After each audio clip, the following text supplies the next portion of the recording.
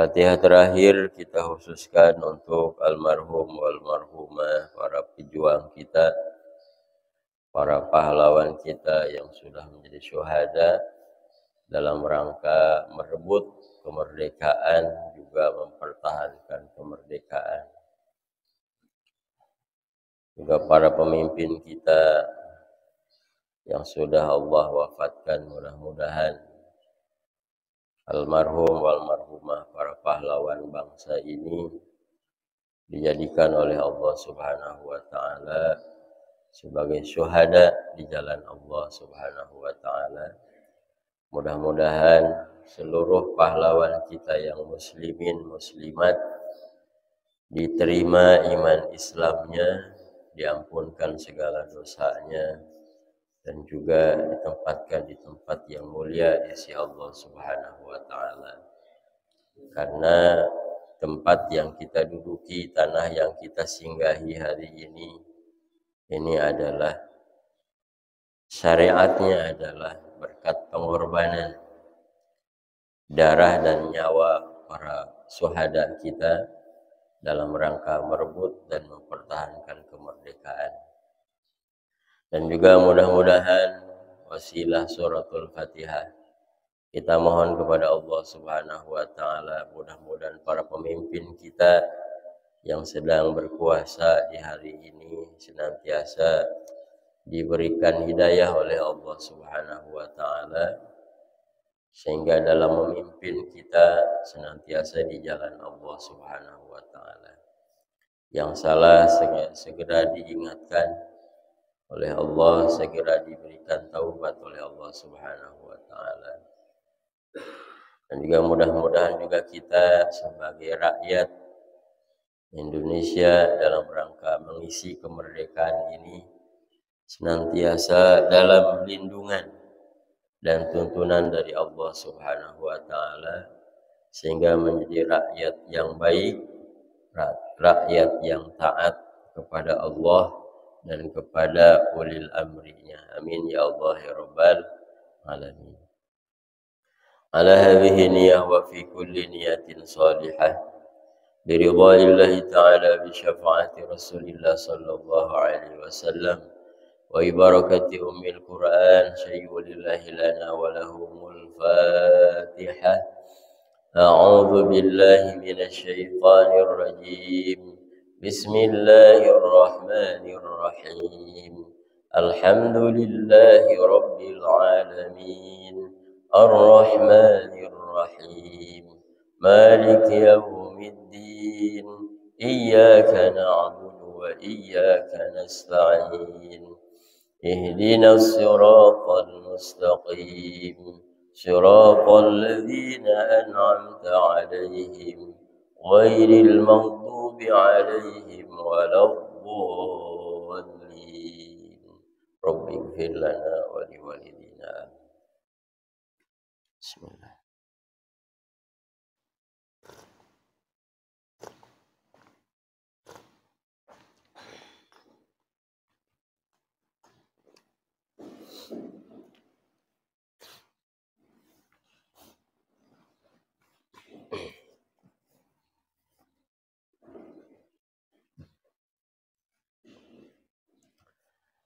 A'udzu billahi minasy syaithanir rajim. Bismillahirrahmanirrahim.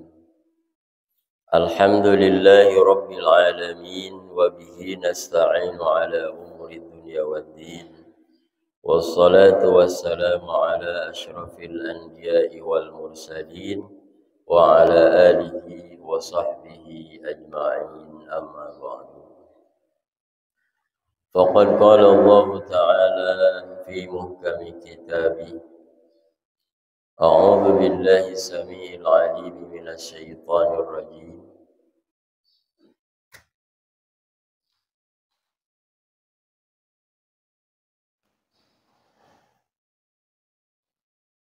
Wa yatajannabuhal ashqa alladhi yaslan naral kubra thumma la yamutu fiha wa la yahya Sadaqallah wa sadaqa rasuluhul habibul karim. Wa nahnu ala dhalika minasyahidin wa syakirin walhamdulillahi rabbil alamin. Allahumma rabbi israh li sadri wa yassir li amri wahlul 'uqdatam min lisani yafqahu qawli. Allahumma inna nas'aluka ilman nafi'a. Ya Allah, karuniakan kepada kami ilmu yang bermanfaat. Wa amalan mutaqabbala. Ya Allah, karuniakan kepada kami amal yang Engkau terima. Wa rizqan halalan thayyiba. Ya Allah, karuniakan kepada kami dan kepada keluarga kami rezeki yang halal serta barakah. Allahumma farrij humumana. Ya Allah, keluarkan kami, lepaskan kami dari belenggu kebingungan dan kegelisahan. Wa nafis kurubana. Ya Allah, lapangkan segala kesulitan di dalam kehidupan kami. Waqdi hawaijana wa duyunana. Ya Allah, cukupkan segala kebutuhan kehidupan kami dan lunaskan segala hutang piutang kami. Washfi mardana. Ya Allah, sembuhkan orang-orang yang sakit, kami yang sedang sakit dan juga orang-orang yang sedang sakit di antara kami. Ya Allah, wa'afi mubtalana. Ya Allah, berikan kekuatan kepada saudara-saudara kami yang saat ini sedang menerima musibah darimu. Ya Allah, waslih anfusana. Ya Allah, soleh dan solehahkan kami. Wa azwajana, soleh dan solehahkan pasangan kami. Wa auladana. Ya Allah, soleh dan solehahkan putra-putri kami. Waghfir liman hayyina wa mayyitina. Ya Allah, ampunkan dosa kami yang masih hidup dan dosa orang-orang yang telah Engkau wafatkan di antara kami. Wa khassa minhumul aba wal ummahat, terutama orang kedua orang tua kami. Warhamhum kama rabbawna shighara. Ya Allah, kasihanilah mereka sebagaimana mereka mengasihani kami di waktu kecil. Amin ya Allah ya rabbal alamin. Hadirin ma'asyiral muslimin rahimakumullah. Alhamdulillah wa syukru ala ni'amillah. Hari ini Allah Subhanahu wa taala mempertemukan kita kembali dalam rangka taklim mingguan kita. Hari ini berarti edisi spesial, Pak. Edisi spesial kemerdekaan. Mestinya mah sebagai tanda syukur kita tadi malam itu minimal kita tawasulan ya. Di masjid ngadain nggak, Pak? Nggak, lupa. Kebetulan saya juga sudah niat tadinya mah pengen ngadain acara di sini, kemudian ikut main poli. Habis sholat asar lihat-lihat HP, paman saya WA, jangan lupa jadwal kamu katanya. Ya Allah, mohon maaf semalam tidak bisa hadir karena jadwal di kampung, di masjid. Allah yarham, wakaf dari kakek kami, keluarga kami. Ini hari kemerdekaan, hadirin rahimakumullah, yang kalau kata para ulama ahli tauhid, hakikat kemerdekaan itu ada pada kata la ilaha illallah Muhammadur Rasulullah. La ilaha, tiada Tuhan, illallahu, kecuali Allah. Ya, hakikat orang merdeka dalam pandangan ilmu tauhid adalah orang yang hanya menggantungkan segala sesuatunya kepada Allah Subhanahu wa ta'ala. Manusia yang tidak ada dalam dirinya, tidak ada dalam hatinya kecuali Allah Subhanahu wa ta'ala. Itulah hakikat orang yang merdeka. tidak lagi berharap kecuali hanya kepada Allah Subhanahu wa taala. Segala sesuatunya ditujukan kepada Allah Subhanahu wa taala, yang salah satu manifestasinya adalah iyyaka na'budu wa iyyaka nasta'in. Ketika seseorang beribadah hanya kepada Allah, tidak berharap kepada selain Allah, bahkan tidak lagi berharap pujian orang lain, tidak lagi berharap pandangan dari manusia. Dan ketika seseorang memohon hanya kepada Allah, tidak lagi ada selain Allah, maka itulah hakikat orang yang merdeka dalam pandangan Allah Subhanahu wa ta'ala. Jadi kalau kita masih ada rasa-rasa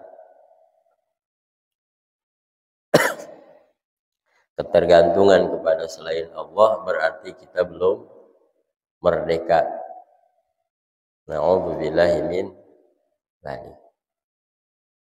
Sehingga karena merdeka jiwanya di dunia dengan menancapkan la ilaha illallah di dalam hati dan jiwanya, maka Allah berikan kemerdekaan di akhirat.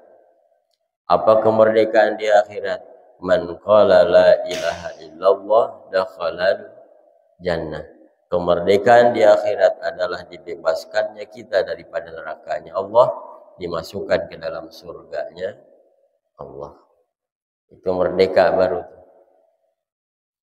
Jadi kalau saat ini kita belum benar-benar la ilaha illallah di dalam diri kita, kita belum merdeka.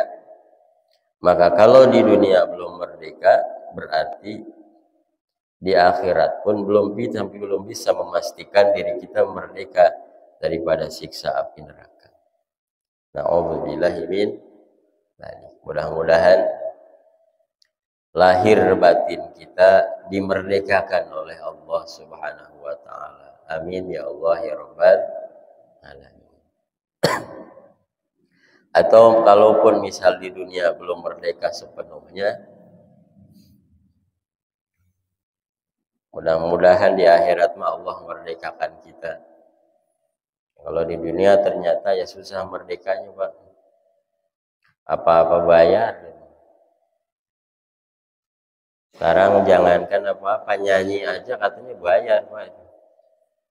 Ini hati-hati nih. Termasuk yang terbaru tuh, berita terbaru. Kalau di acara pernikahan menyanyikan lagu itu harus wajib bayar royalti katanya ya. Hati-hati, Pak.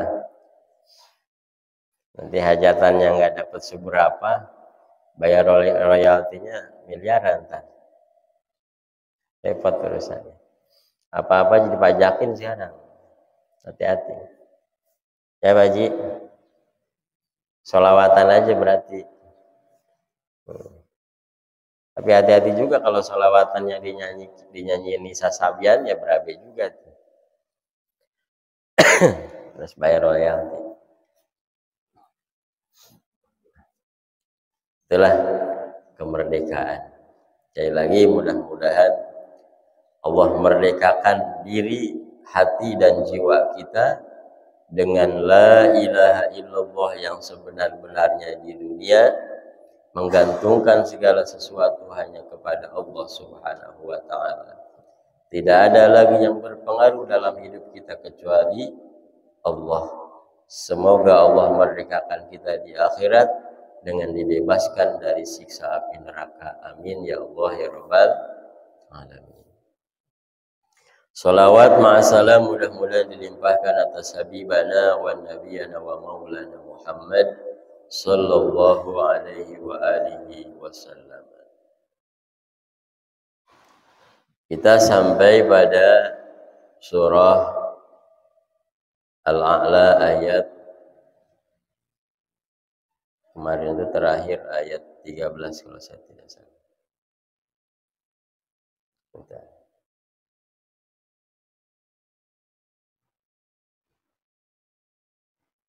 Al-A'la.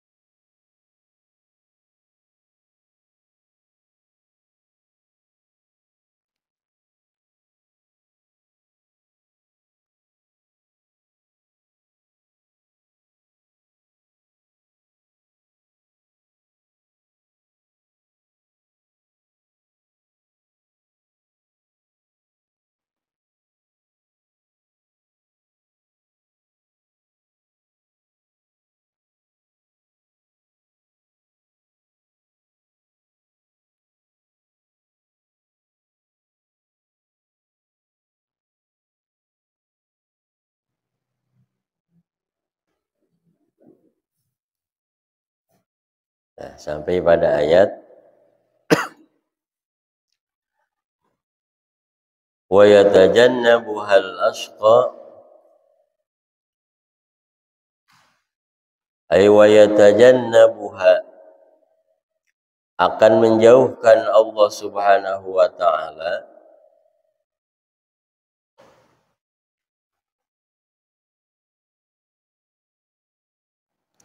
terhadap sebagian orang untuk zikir ingat sama Allah Subhanahu wa taala. Jadi kemarin kan terbagi dua tuh. Dari awal saya dzakaru may yakhsha wa yatajannabuhal ashqa. Jadi manusia ini terbagi dua nanti. Ada yang dikehendaki oleh Allah Subhanahu wa taala untuk bahagia dunia dan akhirat, maka akan Allah ingatkan mereka. Akan Allah berikan kemuliaan dengan selalu mengingat Allah Subhanahu wa taala. Siapa mereka? May yakhsha. Jadi orang-orang yang senantiasa takut kepada Allah, maka Allah akan masukkan ke dalam golongan orang yang senantiasa mengingat Allah Subhanahu wa taala. Mudah-mudahan kita masuk golongan ini. Tapi hadirin rahimakumullah, berarti kebalikannya mafhum mukhalafahnya. Kalau kita tidak takut kepada Allah Subhanahu wa taala, maka nanti pun akan dijauhkan oleh Allah Subhanahu wa taala daripada ingat kepada Allah Subhanahu wa taala. Banyak-banyak kita doa sama Allah, ya Allah, berikan kami hidayah, tuntun kami dalam kehidupan ini. Karena ternyata bahkan jangankan amaliyah zahir, pergi ke masjid, sholat berjamaah, ta'lim dan lain sebagainya, bahkan harakatun nafsi, tingkah hati kita saja Allah yang mengendalikan. Kalau Allah menghendaki seseorang bahagia, ini kesimpulannya. Kalau Allah menghendaki seseorang akan bahagia, maka Allah jadikan hatinya ini senantiasa mengingat Allah. Tapi kalau Allah sudah menghendaki kita untuk celaka di dunia bahkan nanti di akhirat, Allah akan jauhkan kita daripada ingat kepada Allah Subhanahu wa taala. Ini kesimpulan daripada ayat ini. Wa yatajannabuhal ashqa. Allah yang menjauhkan kita daripada ingat kepada Allah agar kita celaka.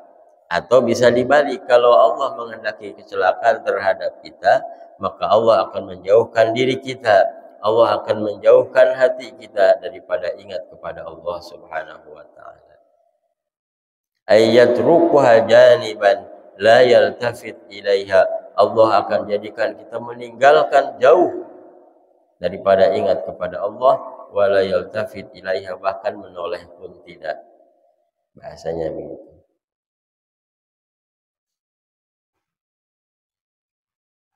Bima'na asy-syaqiyyu ay al-kafiru, yakni orang-orang yang kafir.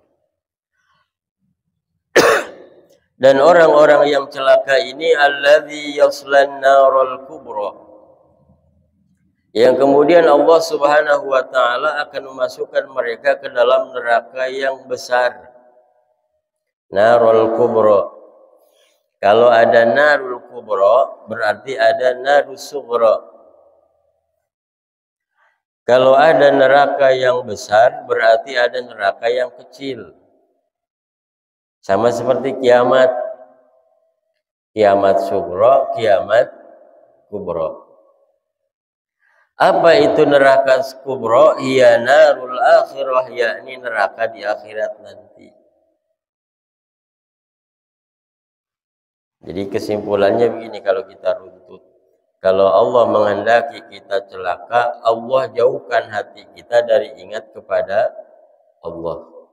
Apa efeknya nanti dia akan dimasukkan ke dalam neraka al-kubra, neraka yang besar nanti di akhirat. Wasughra berarti ada neraka yang kecil, Pak. Apa itu neraka kecil? Narud dunya, yakni neraka di dunia. Maka berarti pelajaran buat kita, kalau seseorang dikehendaki oleh Allah celaka di dunia, bahkan celaka di akhirat, maka hatinya akan dijauhkan oleh Allah dari ingat kepada Allah. Itu kunci, Pak. Maka bersyukurlah kita di antara kita mungkin ada yang senantiasa ingat sama Allah.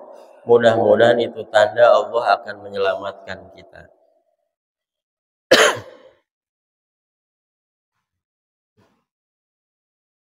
Nah, kalau kita jauh dari Allah, jangankan di neraka, di dunia, di neraka akhirat nanti, di dunia saja sudah terasa hidup di neraka, Pak.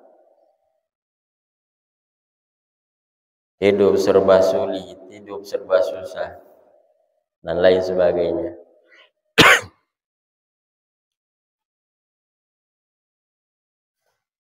Bahkan ada cerita, ini cerita ya, mungkin Pak Harun juga tahu. Ada seseorang, saya nggak sebut nama, punya istri 2. Pak, punya istri berapa? Baru 3. Punya istri 2. Ada seseorang punya istri 2. Ini mah cerita beneran. Yang namanya rumah tangga itu kan jannati, baiti jannati. Rumahku adalah surgaku. Tapi orang ini yang punya istri 2 kelihatannya puyeng baik, Pak. Mumet baik kelihatannya. Kenapa pas ditanya kenapa mumet? Karena saya baru keluar dari neraka yang satu ke neraka yang satunya lagi. Itu neraka dunia. Canda itu, Pak. Jadi narul kubra hiya narul akhirah wa sughra narud dunya. Kemudian lebih celakanya lagi, thumma la yamutu fiha ay fayastarihu wa la yahya. Dia akan kekal di neraka, naudzubillahi min dzalik. Sehingga karena kekal di neraka, la yamutu fiha wa la yahya, tidak Allah matikan sehingga dia beristirahat daripada kematiannya, daripada kesusahannya, wala yahya, dan juga tidak diberikan kehidupan ya hayatan haniyatan, tidak diberikan kehidupan yang menyenangkan. Coba. Dikekalkan di nerakanya, tidak diberikan kematian. Karena hadirin rahimakumullah, mati itu kadang-kadang sesuatu yang menakutkan, tapi dengan mati rasa, minimal orang jadi istirahat. Makanya kita sering diajarkan oleh Allah, ya Allah jadikan kematian ini istirahat bagi kami dari kemaksiatan. Ibarat tidur, Pak. Ibarat tidur. Tidur itu istirahat dari berbagai permasalahan. Kita lagi banyak utang, kalau tidur lupa nggak, Pak? Lupa. Lagi dimarahin istri, tidur, lupa. Berarti dengan tidur kita bisa beristirahat daripada kepuyengan, daripada kepenatan. Begitupun kematian. Orang yang sudah Allah wafatkan istirahat daripada ngurusin politik, daripada ngurusin pajak, daripada ngurusin korupsi dan lain sebagainya. Istirahat, Pak. Gitu. Pingsan saja pingsan. Pingsan itu istirahat. Termasuk koma juga istirahat. Ada orang sakit berat. Saya kalau pernah sekali nengok orang di ICU. Kalau di ICU berarti sakitnya sudah berat. Saking beratnya itu rasa sakit, sehingga banyak ternyata kalau di ICU itu diikat ya Pak. Pernah lihat Pak? Di ICU orang diikat. Kenapa? Karena kalau sudah rasa sakit udah nggak bisa mengontrol tubuhnya lagi, saking sakitnya. Maka koma bagi orang-orang yang sakit berat itu adalah istirahat dari Allah Subhanahu wa taala. Begitupun di akhirat. Kalau diberikan kematian oleh Allah berarti istirahat daripada siksaan api neraka. Nah, orang-orang yang dikehendaki oleh Allah celaka di akhirat nanti tidak diberikan kematian sehingga tidak bisa beristirahat, wala yahya, dan tidak diberikan kehidupan sehingga bisa merasakan kehidupan yang menyenangkan. Emang ada Pak di akhirat yang mati? Ada. Siapa? Yakni orang-orang yang beriman kepada Allah tapi banyak maksiatnya, banyak dosanya. Dia dimasukkan ke dalam neraka tapi kemudian dimatikan oleh Allah, diwafatkan kembali oleh Allah sampai gosong. Setelah Allah wafatkan, dihidupkan, diangkat, kemudian dihidupkan kembali, dimasukkan ke dalam surganya Allah Subhanahu wa ta'ala. Mana dalilnya? Hadis Rasulullah sallallahu alaihi wasallam yang dikutip oleh Al-Imam Ibnu Katsir rahimahullah, yang diriwayatkan oleh Abi Sa'id an Nabi sallallahu alaihi wasallam, inna ahlan nara alladzina la yuridu Allahu ikhrajahum la yamutuna fiha wa la yuhyun. Sesungguhnya ahli neraka alladzi la yuridu Allah, yang tidak dikehendaki oleh Allah Subhanahu wa taala akan dikeluarkan daripada neraka, la yamutuna fiha wa la, tidak diwafatkan, tidak dimatikan oleh Allah, dan juga tidak diberikan kehidupan yang menyenangkan. Na'udzubillah min dzalik. Akan tetapi wa inna ahlan nar, tetapi ahli nerakanya Allah, alladzina yuridu Allahu ikhrajahum, yang dikehendaki oleh Allah Subhanahu wa taala kemudian akan dikeluarkan daripada neraka,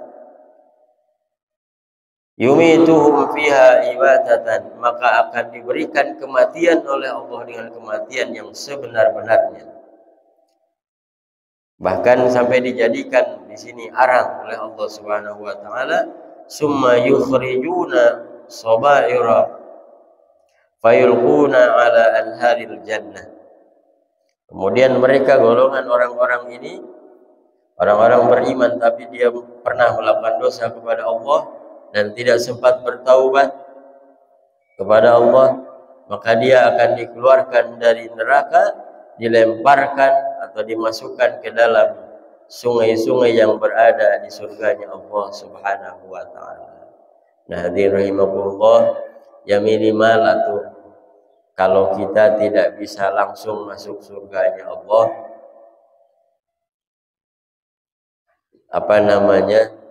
mampirnya nggak lama di nerakanya Allah, kemudian masuk ke dalam surganya Allah Subhanahu wa taala. Amin ya. Pengennya mah langsung masuk surga, pengennya mah. Tapi kalaupun masuk neraka jangan lama-lama lah gitu.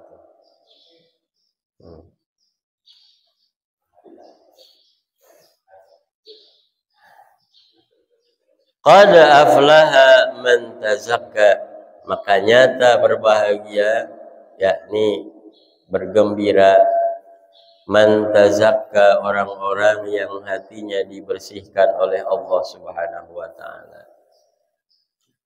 Siapa orang-orang yang bersih? Aitatahhara bil iman, yakni Allah bersihkan hati kita bil imani, dengan iman kepada Allah Subhanahu wa taala. Kemudian wa dzakara asma rabbih, kemudian senantiasa mengingat Allah Subhanahu wa taala mukabbiran. Mukabbiran itu mengagungkan Allah Subhanahu wa taala.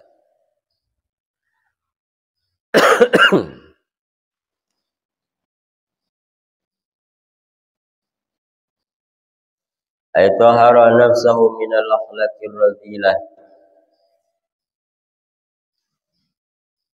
wa taba'a ma anzalallahu ala rasulih salawatullah alaihi wasallamuhu. Maka berbahagialah orang-orang yang disucikan oleh Allah Subhanahu wa taala. Siapa orang-orang yang disucikan oleh Allah? Yakni ditafsir oleh Imam Jalaluddin Asy'uti dan Jalaluddin Al-Mahalli, tatahhara bil iman. Jadi orang yang berbahagia itu orang yang suci. Siapa orang yang suci? Orang yang di dadanya ada keimanan. Apa bentuknya, apa buktinya orang yang di dalam dadanya ada keimanan? Wa dzakara isma rabbih, hatinya senantiasa ingat kepada Allah Subhanahu wa taala dengan ingat yang mengagungkan Allah. Mukabbiran. Apa yang dimaksud dengan mengagungkan Allah? Maka ketika mengagungkan Allah berarti yang selain Allah itu kecil, itu maknanya. Kalau sudah datang perintah Allah, maka perintah selain Allah kita anggap kecil. Itu manifestasi bukti daripada keimanan. Allahu Akbar, Allahu Akbar. Datang perintah Allah, sholat berjamaah.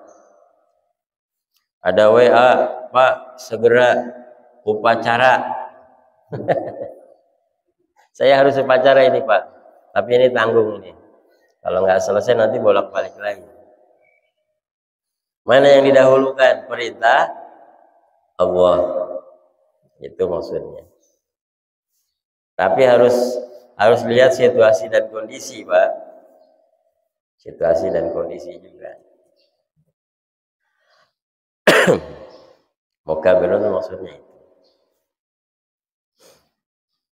Datang azan maghrib. Ada tetangga ngajakin, ayo berangkat kondangan. Mana yang diduluin? Perintah Allah. Gitu maksudnya. Kemudian ini urutannya ya. Orang yang berbahagia adalah orang yang disucikan hatinya oleh Allah. Apa buktinya? Ditanamkan iman di dalam dadanya. Apa buktinya iman? Hatinya senantiasa ingat Allah. Hatinya senantiasa mendahulukan perintah Allah. Mana bukti fisiknya? Fasalla. Maka kemudian dibuktikan dengan senantiasa melaksanakan sholat yang 5 waktu. Ay as-shalawatil khamsa. Ini yang paling utama. Wa dzalika min umuril akhirah. Yang demikian tadi ini adalah urusan akhirat. Wa kuffaru Makkah mu'riduna anha, dan orang-orang kafir Mekah senantiasa menentang yang demikian itu. Orang kafir Mekah. Bahkan orang-orang kafir Makkah ini bal tu'siruna. Bahkan mereka mendahulukan al-hayatad dunya bitahtaniyati wal fawquniyah. Orang-orang kafir Makkah dulu ketika didakwahi oleh Nabi sallallahu alaihi wasallam bahkan menganggap rendah urusan akhirat ketimbang urusan dunia. Maka berarti orang-orang yang berbahagia disucikan dirinya oleh Allah dengan keimanan, hatinya senantiasa ingat kepada Allah dan melaksanakan sholat yang 5 waktu, kemudian mendahulukan urusan akhirat ketimbang urusan dunia. Al-hayatad dunya wal akhirah ay al-mustamilati 'alal jannah. Bal tu'siruna al-hayatad dunya wal akhirah, yang urusan akhirat ini khairun wa abqa, khairun lebih baik dari apapun, wa abqa dan lebih langgeng. Inna hadza, Kata Allah Subhanahu wa taala, "Ai iflaha man tazakka wa kaunal akhirata khairan." Sesungguhnya orang cerita atau kisah orang-orang yang berbahagia yang hatinya disucikan oleh Allah Subhanahu wa taala, dan bahwa nasihat, bahwa nilai-nilai tentang keutamaan akhirat daripada dunia, lafis suhufil ula, ini sebetulnya sudah Allah sampaikan, sudah Allah wahyukan pada suhuf-suhuf terdahulu. Ay al-munazzalati qabla al-Qur'an, yakni yang diturunkan sebelum Al-Qur'an. Apa itu? Suhufi Ibrahim wa Musa, telah ada pada suhuf, lembaran-lembaran kalam-kalam Allah yang diberikan kepada Nabi Ibrahim alaihissalam dan Nabi Musa alaihissalam. Nah, di ujung ayat ini hadirin rahimakumullah disebutkan dua nama Nabi, yakni Nabi Ibrahim dan Nabi Musa. Maka kalau kita membaca ayat ini, membaca surah Al-A'la ini, atau mendengar daripada bacaan imam, inna hadza lafi suhufil ula suhufi Ibrahim wa Musa, maka kita disunnahkan mengucapkan alaihi mas salam, bukan alaihi salam, karena dua ternyata.